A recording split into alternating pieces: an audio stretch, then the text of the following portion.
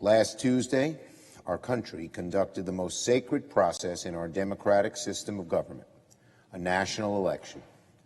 It was an election unlike any other in modern history. Much of the voting was done before Election Day itself, as a global pandemic forced states to adjust their balloting and voting procedures. The counting of the vote took a little longer than most Americans might have expected or hoped. Indeed, some of the final tabulations are not yet complete. It is still to be determined which party will hold a majority in this chamber. But we do know a few things. First, and most importantly, former Vice President Joseph Robinette Biden will become the 46th President of the United States. Our dear colleague, the distinguished Senator from California, Kamala Harris, will be the next Vice President of the United States.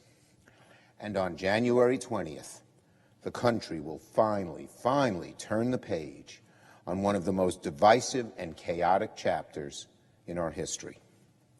Obviously, no states have yet certified their election results.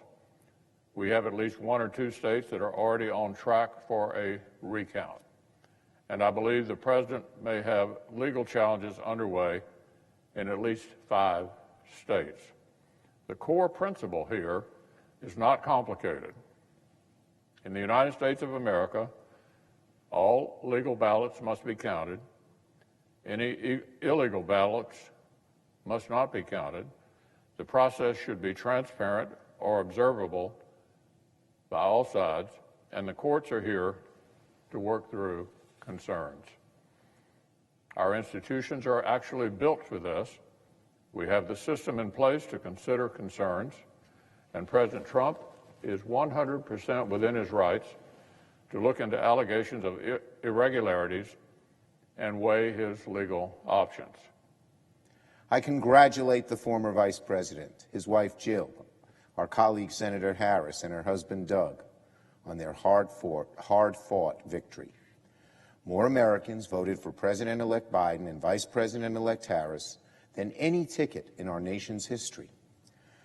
They have given them an enormous burden, a decisive mandate, to take the reins of the executive branch and marshal this government into action. If any major irregularities occurred this time of a magnitude that would affect the outcome, then every single American should want them to be brought to light. And if Democrats feel confident they have not occurred, they should have no reason to fear any extra scrutiny. We have the tools and institutions we need to address any concerns. The President has every right to look into allegations and to request recounts under the law. And notably, the Constitution gives no role in this process to wealthy media corporations. As in any campaign, the President has a right to bring legal challenges or request recounts where state law allows. However, there is no legal right to file frivolous claims. Lawsuits must have basis in facts, in evidence. And make no mistake, there has been no evidence of any significant widespread voter fraud. Joe Biden won this election fair and square. This process will reach its resolution. Our system will resolve any recounts or litigation. In January, the winner of this election will place his hand on a Bible, just like it happened every 4 years since 1793. There is no law or requirement that President Trump concede the election or leave the office of the presidency with grace. But as history prepares to write the final few sentences on the Trump presidency, it will surely note how this president and his Republican allies here in Congress treated our democracy on his way out the door. I yield the floor.